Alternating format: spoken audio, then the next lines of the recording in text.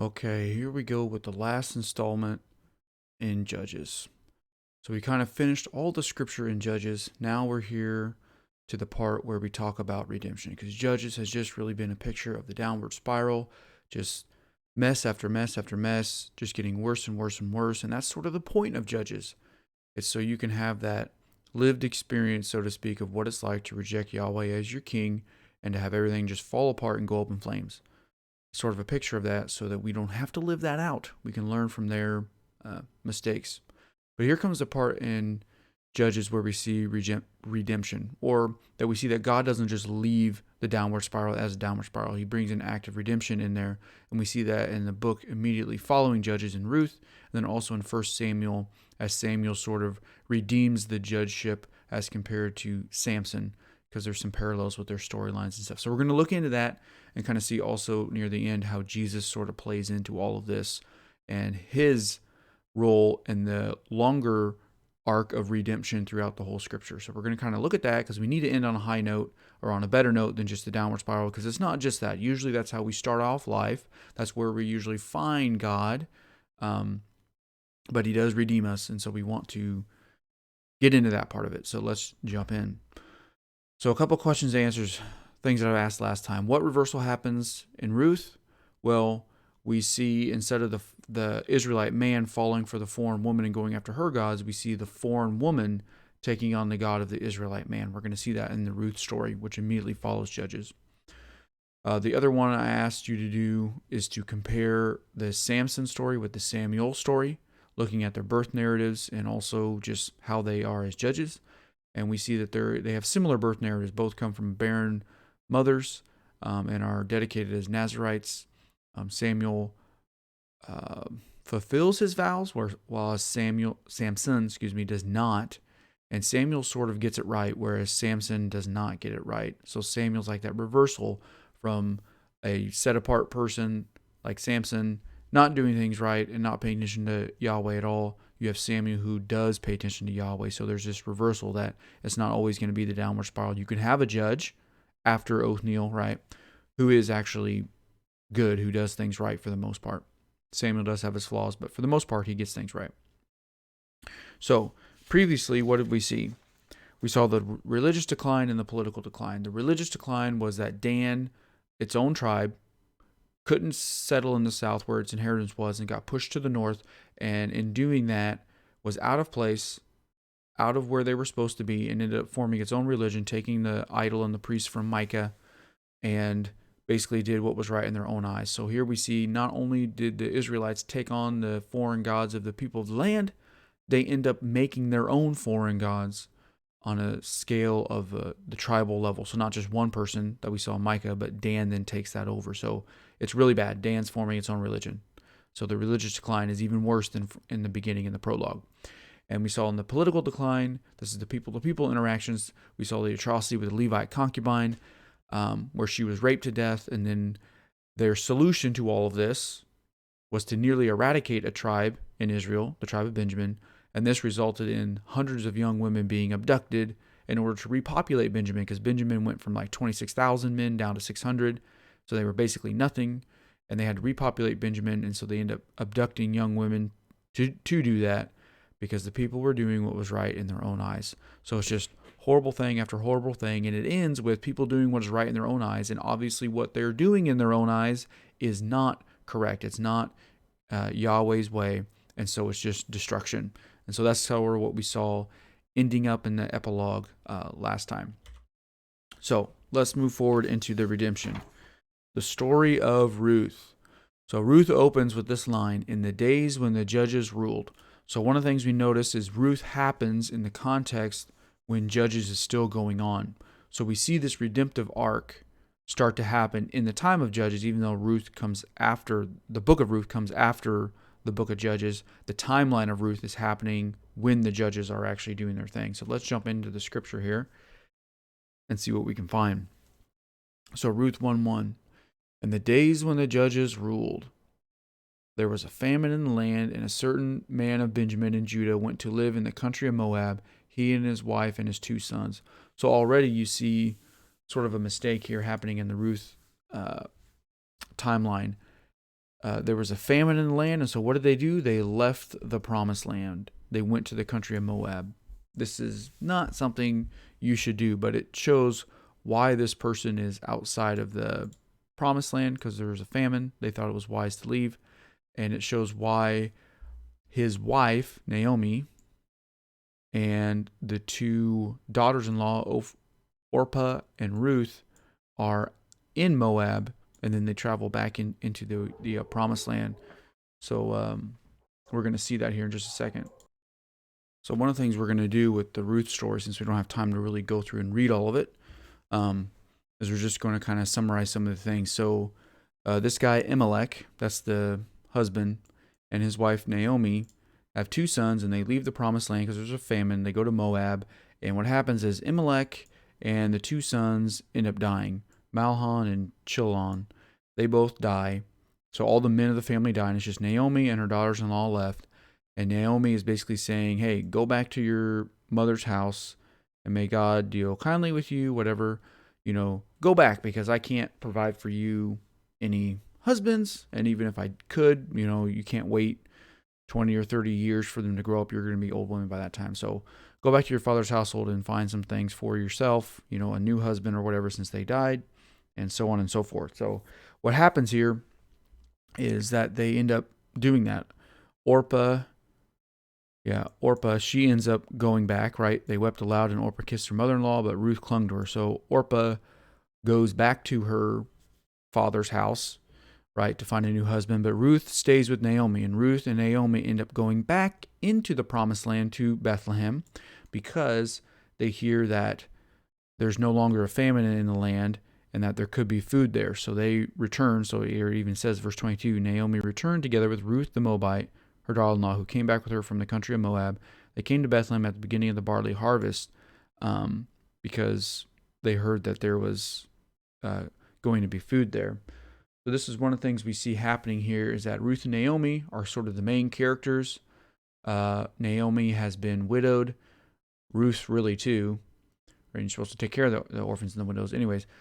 But they come back. They return from Moab. They've been in Moab so long that essentially they are foreigners. Even Naomi to a certain extent. Definitely Ruth, because she is a Moabite, and she didn't have any children through her husband, who was an Israelite, right? So she's definitely a foreigner. Naomi sort of is, because she's been gone for so long. She left the protection of the promised land. And she changed her name from Naomi to Mara. Mara meaning like bitter, because she's lost everything. She's lost her husband, her sons. She has nothing. Now she's just a poor widow with no one but this foreigner, Ruth. So they essentially come back as foreigners. Now enter into the scene Boaz. He's sort of the one who saves the day to a certain extent, although we know it's Yahweh. So in Ruth 2:1 we read, now Naomi had a kinsman on her husband's side, a prominent rich man of the family of Elimelech, right? So their relation, whose name was Boaz. So here onto the scene jumps this man, Boaz, and he is a rich man. So he's affluent. He's probably going to have fields and flocks and servants and all that kind of stuff. And he's a family relation. So the thing that's going to come up in the story is that he's sort of like this kinsman redeemer. He's the one who could possibly marry Ruth and perpetuate the name of Elimelech in Israel instead of it being blotted out because Naomi doesn't have any more sons. So there's some redemption going on here for Naomi. People think it's about Ruth, which it sort of is, but it's really about Naomi and Elimelech, keeping his name alive. But we see Boaz come onto the scene here. And Ruth is going to go out and glean ears of grain, right? Because she is a kind of considered like a widow. So she can do this as a means to survive in Boaz's field. And so she goes out to glean and is trying to find some provision to provide for Naomi and herself. So one of the things I want to point out here is that Boaz, let's go back here to the slide. Boaz is, what do you call it? He is what an Israelite man is supposed to be. He's a worshiper of Yahweh. I mean, we're going to see that here in a second. He's a rich man, whatever. That doesn't have to do with being an Israelite man, but he's what an Israelite man is supposed to be. He honors God's commands for honoring the widows and the orphans and providing for them. We're going to see that in how he deals with Ruth. But we see when he goes out to the field and he greets his servants, the way he greets them, I want you to think about this. Is that the way we would expect someone from the book of Judges to greet one another? And so this is the giveaway that Boaz is a righteous man, is a man who fears God and is going to walk in God's ways, is how he has this greeting. So let's look at this real quick. Just then Boaz came from Bethlehem. He said to the reapers, Yahweh be with you. There it is. Is this the type of greeting you would expect to find from someone from the book of Judges? The answer is no, right? But Boaz here is being set up as one who worships Yahweh, one who loves Yahweh, because he's saying Yahweh, acknowledging him, right? And then he's saying one of the most key phrases you'll ever find in the Bible. Be with you, Yahweh be with you. When Yahweh says, I am with you, this is a huge thing, right? This is what he said to Moses and to Joshua, and like it's a powerful greeting. So him saying this is like, you know that he is a true Israelite man, a true worshiper of Yahweh, and he's going to be righteous and upright, because not everyone greets like this, but he does. And then his reapers answered, Yahweh bless you. So this is how Boaz conducts business. And we find that the first words on his lips is Yahweh, right? Yahweh be with you. That's how we're introduced to him in the scripture. So he is being set up as the ideal Israelite man, and he is going to act just like that.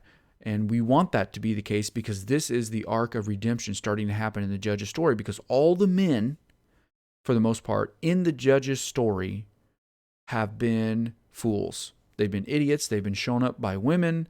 They've been shown that they cannot get things done. They've been idolatrous. They've been bullheaded, not even paying attention to God. But here we have a man who is not like that.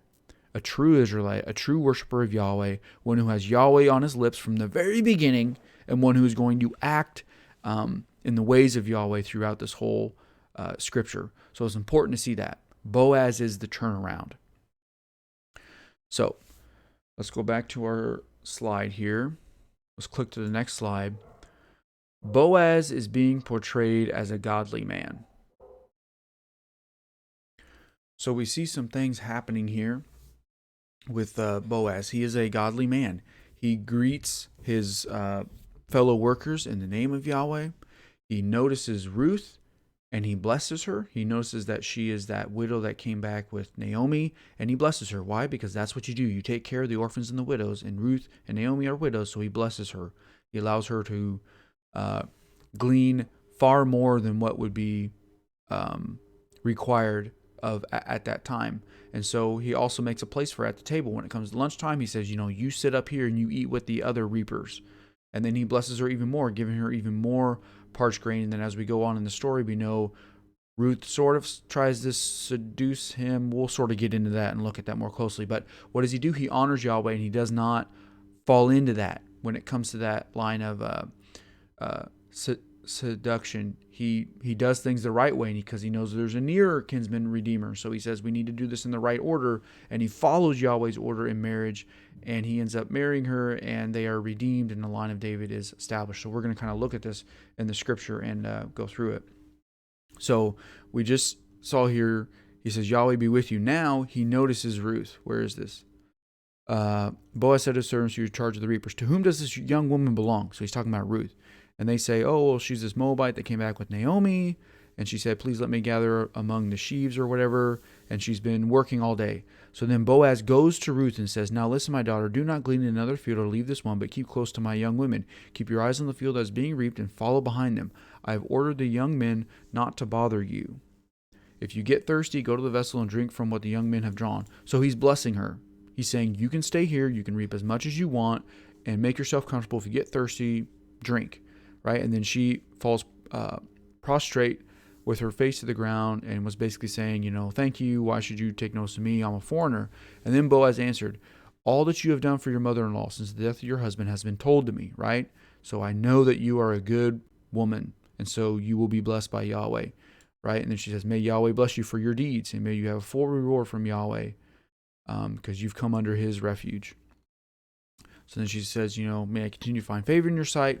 And then here comes the mealtime. So they're taking their lunch break. And then he says to Ruth, come here and eat some of the bread and dip your morsel in the sour wine. So she sat beside the other reapers, right? Which wasn't necessarily her right to do, but Boaz gave her that right because he's blessing her. And she ate and she was satisfied. And then when she got up to glean, Boaz instructed the young men. So this is that second blessing, right? Let her glean even among the standing sheaves and do not reproach her. Because what the orphans and the widows and those other destitute people would do is all the stuff that fell to the ground they would pick up, right? But now he's saying she can glean even among the standing sheaves. So this is like an extra blessing heaped up on top of everything else.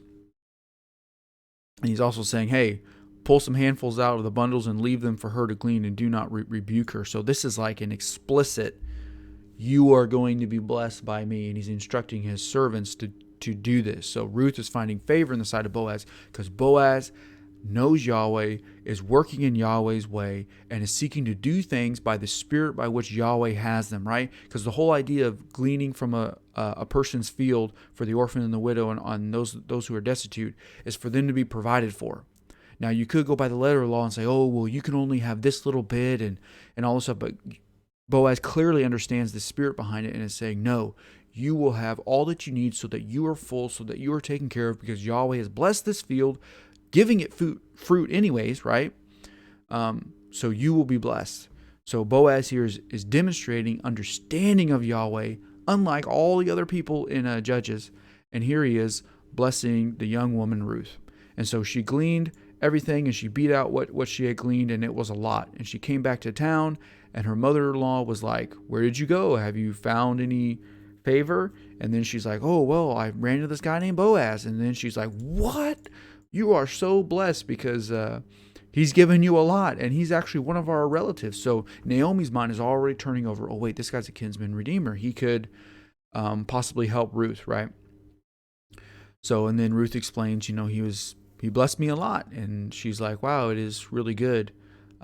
You should stay with him. And so she does. Ruth stayed close with the young women of Boaz, gleaning until the end of the barley and wheat harvest, and she lived with her mother-in-law. So time is passing here, and she's living in this blessing. Boaz has taken light of her, and this is how it's supposed to go.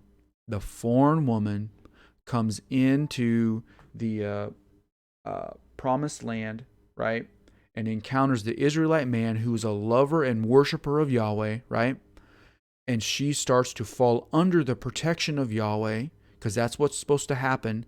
The people of God are supposed to be like a covering for people who do not know God. And when they come to the people of God, they're supposed to experience that blessing. And so Ruth is experiencing that blessing, and her heart is turning towards Yahweh and towards Boaz. And Boaz is remaining faithful to Yahweh, and his heart is not turning towards Ruth in the sense of, I want to follow your ways and your customs and your God, right? So you have it here, a reversal of the Israelite man going after the foreign woman, and here you have the foreign woman going after the Israelite man and wanting his ways in this world, which is Yahweh's way. So we see this reversal happening here, and it's happening through Ruth and Boaz. So now here comes that seductive part. Let's go back to that real quick. So we just saw here she gets blessed. She has a place at the table. He blesses her even more.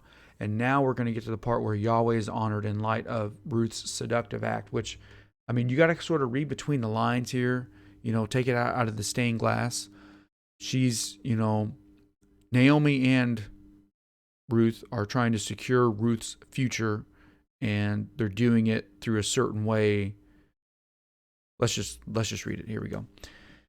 Naomi, her mother-in-law, said to her, my daughter, I need to seek some security for you so that it may be well with you. Now here's our kinsman Boaz, with whose young women you have been working. See, he is winnowing barley tonight at the threshing floor. Now wash and anoint yourself. Okay, so take a shower and smell pretty, and put on your best clothes and go down to the threshing floor. So, put on your makeup and your best clothes. Look super cute, look hot, and go down to the threshing floor, right, where he's working. But do not make yourself known to the man until he has finished eating and drinking. Oh, yes, until he's been filled and content, and he's had a little bit of wine, right? When he lies down, observe the place where he lies, then go and uncover his feet and lie down, and he will tell you what to do, right? He will tell you what to do. So we see the stage here being set, and you got to sort of take this out of stained glass.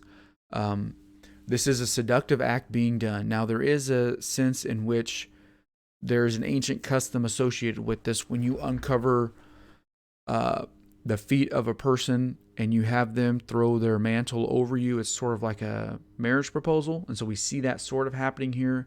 But you have to admit, this is sort of a seductive act where you're going to look your best, smell your best, and present yourself in the night after a person has had their fill of food and has drunk their wine or whatever. Like, there's a lot going on here. And so we see her trying to make her way secure through a seductive act to draw him away. Now, because remember, we just had judges, and what did the foreign women do? They drew the men away through acts of seduction, whether it was through the way that they worship their other gods, Baal and Asherah with the temple prostitutes, or just being foreign women who wanted to have sex, right? So you see here the attempt or the temptation of the Israelite man to be drawn away from Yahweh's way by the foreign woman through an act of some sexual nature. We see that happening here, but what does the Israelite man do? What is Boaz going to do? He's going to honor God in here, and he's not going to have sex with Ruth. So she said to her, "All that you tell me to do, I will do." So Ruth is saying, I will do this. So she went down to the threshing floor and did just as her mother-in-law had instructed her. When Boaz had eaten and drunk, and he was in a contented mood, he went to lie down at the end of the heap of grain, right? So he was sort of protecting his grain.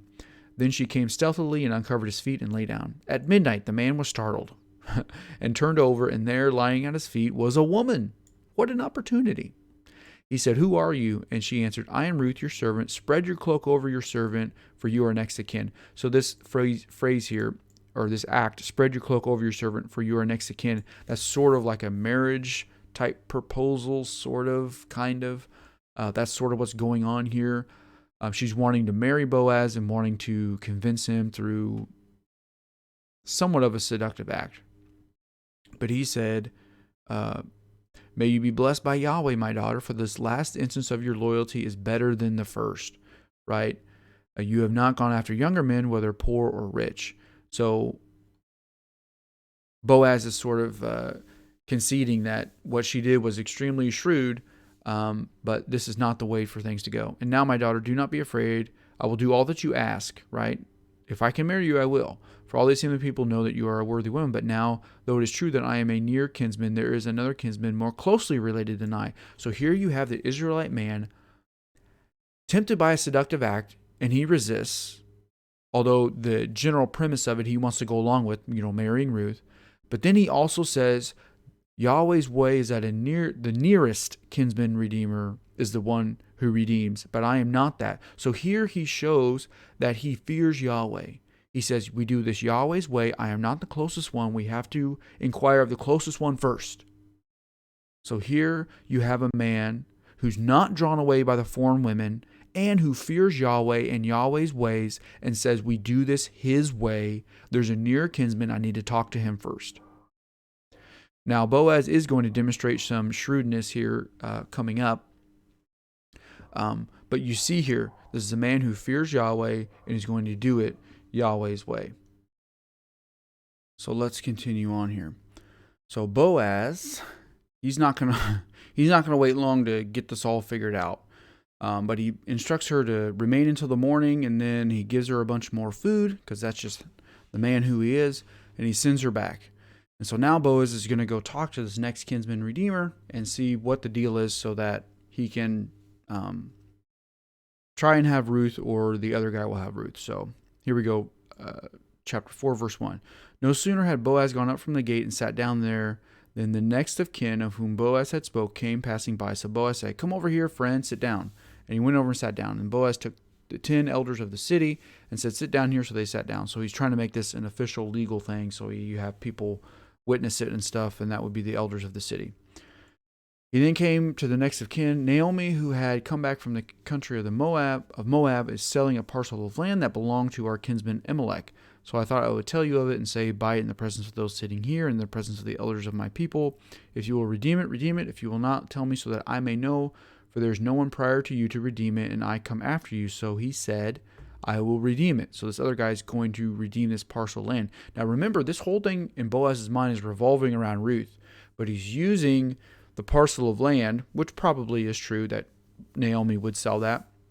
He's using this to set up so that this man will realize he doesn't want Ruth, because taking Ruth will upset his inheritance, because he has to perpetuate the line of Ruth's husband first before he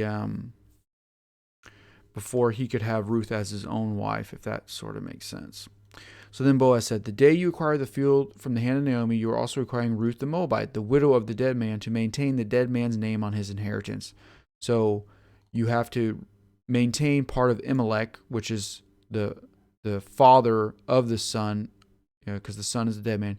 You have to maintain his line, his name, right? Because Naomi lost her husband and all of her sons, so that name stops right there. So you have to help perpetuate that name, and that messes up his own inheritance. And so Boaz is sort of using this as a way to make this deal less enticing for this next of kin man. So at this time, the next of kin said, I cannot redeem it for myself without damaging my own inheritance. Right? So here he's like, I'm not going to do this. Take my right of redemption yourself, for I cannot redeem it. Now this was the custom in former times in Israel concerning redeeming and exchanging. To confirm a transaction, one took off a sandal and gave it to the other. This was the manner of attesting in Israel. So when the next of kin said to Boaz, acquire it for yourself, he took off a sandal. Then Boaz said to the elders of all the people, today you are witnesses that I have acquired from the hand of Naomi all that belonged to Elimelech and all that belonged to Chilion and Mahlon. I have also acquired Ruth the Moabite, the wife of Mahlon, to be my wife, to maintain the dead man's name on his inheritance, in order that the name of the dead man may not be cut off from his kindred and from the gate of his native place. Today you are witnesses.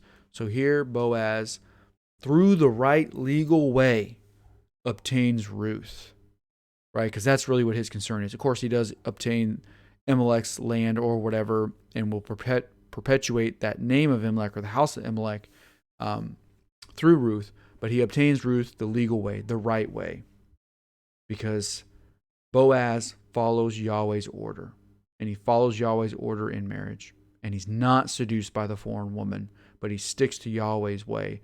And what ends up happening, Ruth and Naomi are redeemed. Because remember, Naomi lost her husband and her two sons. She, to a certain extent, failed as an Israelite woman. Because one of the things you did as a woman in the ancient times is you gave offspring to perpetuate your house or your name. Naomi not only lost her husband, she lost her sons. So that name, Elimelech, the house of Elimelech, stopped with Naomi. And so that would have been a great shame. That's why she changed her name from Naomi to Mara, meaning bitter, right? Because she left full but came back empty. She lost everything. And so for Naomi to now have her husband's house perpetuated through Ruth and Boaz, so that that name is not cut off from Israel, is a big deal. Naomi here is redeemed, because Ruth is really a story about Naomi being redeemed. We think it's all about Ruth and Boaz. It's really not. It's about Naomi being redeemed. And so Naomi is redeemed, but she is redeemed through a godly Israelite man who takes a foreign woman, and the foreign woman turns to the Israelite man and his God.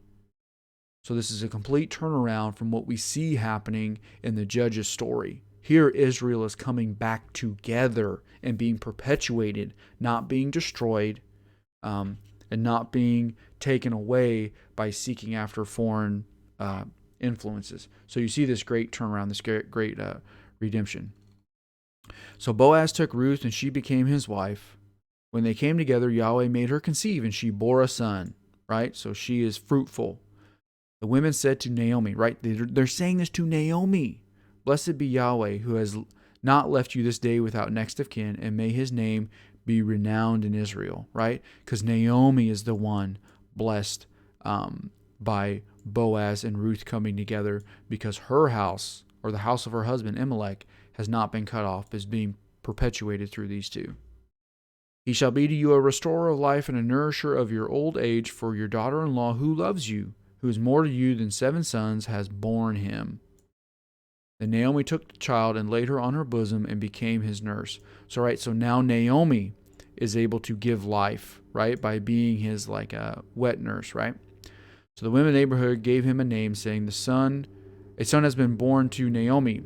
They named him Obed. He became the father of Jesse, the father of David. So here we see happening, David comes through the line of Boaz and Ruth, through Naomi, and this is the true king of Israel, as opposed to Saul. Remember, we ended the last one showing that Saul's line is being discredited because Saul came from Gibeah and Benjamin.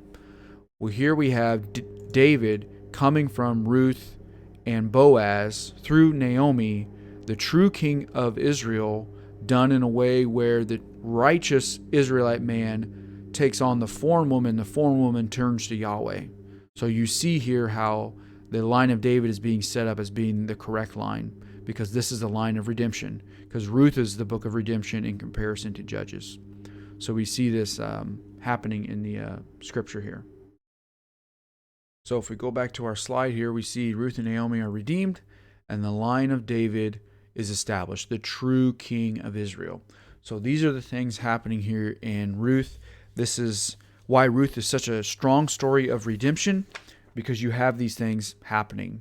And it's really the reversal of the Israelite man. And so the Israelite man being seduced by the foreign women and going after her gods, the Israelite man is the one who draws in the foreign woman, and she chooses the God of the Israelite man, and righteousness and redemption is established through it. So that is the whole point of the Ruth story. And it comes immediately after Judges because it serves as a way to correct this downward spiral paradigm that we've been encountering in Judges. It says that is not the way it will always be. There will be redemption. There are people who seek after Yahweh and love him and walk in his ways. And Boaz and Ruth and Naomi encapsulate that. They show us that reversal. And it comes right after Judges to kind of say Judges is not the end, because Judges ends, literally it ends, that last line in Judges, the last verse is everybody's doing what's right in their own eyes. And then it shows this reversal that not everyone is doing what's right in their own eyes. Some still love and worship Yahweh. And so we'll leave it off there and we'll pick up Samuel in the next one.